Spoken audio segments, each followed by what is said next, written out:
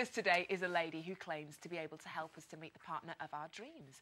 Flirtologist Jean Smith, welcome to Angela and Friends. You.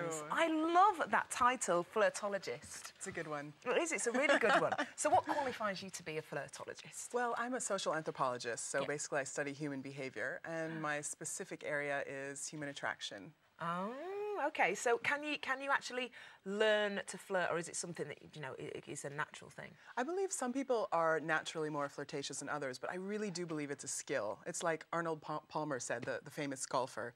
He said, it's amazing, the more I practice, the luckier I get. And I feel like this applies with everything, flirting included. Okay. Have you got any success stories? Yes, quite a few. One woman actually met a guy who, she went on my tour the Friday night. Saturday night, she was in her local supermarket trying the things we had talked about, and now they're married. Wow, wait, all right, so it works. All right, Stuff works. What are the top tips then for a good old flirt? Well, I think one of the top tips for me is just being yourself. Because you might be able to attract different people, but you might be attracting the wrong type of people. So if you're yourself, then you'll meet people who will like you for who you are, basically. Yeah. So also, if you're a bit shy, then there's no point kind of trying to be this big, overconfident, like, party girl kind of thing. And some people like shy people. Yeah. I mean, there's basically lots of people out there for everyone. So I think that's something to keep in mind. Okay.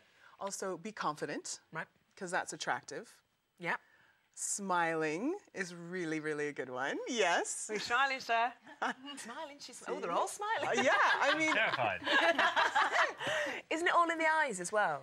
You know, eye contact is one of the biggest indicators of not only flirting, but also telling the difference between that fine line between friendly and flirting. Okay. So is it the longer you look at someone, the more you want to be with them or something? Yeah, it'll be the intensity of the look, it'll be how many times they look at you. And can I just say, for all the men out there, they do not realize that when a woman looks at you a few times, this is a big indicator. And they don't put enough sort of emphasis in this. Oh, okay then. Yeah. All right. Anything else there? Anything, comfort zones and things like that? Yeah, I think that you should just step out of your comfort zone. So many people don't flirt because, well, one, they don't want to be rejected, but also they're very comfortable inside their little bubble. But the thing is, when you step out of your comfort zone, not only does it build confidence, but even you realize the worst case scenario is really not that big of a deal. Well, right. What do you do if you get rejected, though? Okay, being rejected is about your mindset. So if I walk up to someone and I say, you must be a parking ticket because you've got fine written all over you, and they and they laugh, I'll be like, yeah, this person gets me. They get my sense of humor. But if they look at me like, you're just such an idiot, then I'll think, right, next, this person doesn't get me. Oh, okay. So rather than kind of going home and crying about that, it's just move on to the next one. You don't give the person the power to reject you because it's not rejection. They just don't happen to be on your same wavelength. Yeah. Is there any other ways you can tell us? Look, I need to know this stuff. Are there any other ways that you can tell, Jean, like that you're being rejected? Because the worst, the most embarrassing in the world is obviously if you're over-egging a pudding, isn't it? You keep going there, you keep going there. I mean, one wants to walk away with dignity when one is beaten. Yeah, according to my research, actually, I studied flirting behavior in different cultures. English culture is overly obsessed with how do I tell if someone doesn't like me? In fact, I think sometimes you kind of cut your losses too quickly when in fact, I mean, I've even observed this on my flirting and walking tours, especially guys will be chatting with a girl in the supermarket and it'll be going, and I'll be spying from behind the aisle and it'll be going so well. And then he'll just quickly turn and leave. I'm like, why did you leave? She could have flirted with you for hours. So we're not reading the signs correctly. No. All right, let's have a look at your top 5 tips. Yeah. Be confident. Confidence is attractive. Step out of your comfort zone. Go on, see what you're made of. Make plenty of eye contact. It's the strongest indicator of flirting. Smile. Everyone looks better when smiling. And don't feel rejected about rejection. It's not you, it's them. All right, then. We've got a few questions from our friends. Okay. Sarah, you can kind of continue on yours. Yes, sort of to reiterate, I really need to know when to quit, essentially.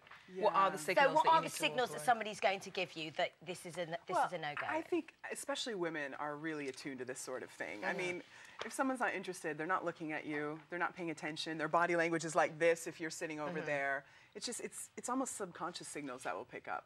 Okay. Right. Yeah. So I'm just going to know. You'll know, sweetie. You'll feel it. But no one in their right mind would not want to flirt with you. So I don't think you need to worry. It's true. It's true. Jeremy, what about you? Have you got a Yeah, question? it's just, you know, do you think it's okay when you're married to flirt with people? A very topical question, Jeremy. Yeah. Well, I'm a topical guy. Yes, obviously. There's boundaries. It's about what's comfortable with your partner. For me, flirting is about making people feel good, and it doesn't have to be more than that. But if you're sending, sexual texts to someone, that's a little bit more than flirting. And well, if you're married, and that's not really appropriate. Okay. There you go. There's the line. Brix, what about you? Well, I met my husband in a lift, and I wondered if there was any great places to flirt. What are good places? Is it confined space a good place to flirt? For you, a lift seems to work. They can't get away. No.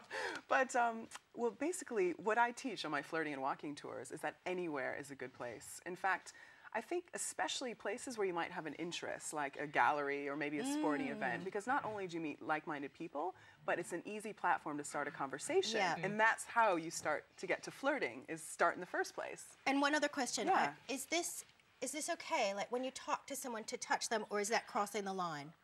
It depends on the person, and you have to get a little bit of a read. Okay. And I think it's a good point, because the best flirting is someone being sensitive to what's good for the other person. Yeah. So some people are naturally friendly. Like, you probably like touching all the time. And, Yeah. Yeah. And I would... I don't. I'm not Sorry? good at people touching No, me. So if you're you want to not. flirt with Really? me, don't touch me. Yeah. Interesting. Unless I really know someone, I'm not really massively into that whole touchiness. A lot of this is a cultural thing. So, yeah, so it's about the culture. It's even about which hemisphere you're from. Yes. People, in Latin America like the touching a bit more than maybe Sweden. Yeah. So there are a lot of different variables, but it's just being in tuned to what's good for the other person. Thank you very much, Jean. My I think we've pleasure. all learned a lot there. Happy flirting, everybody.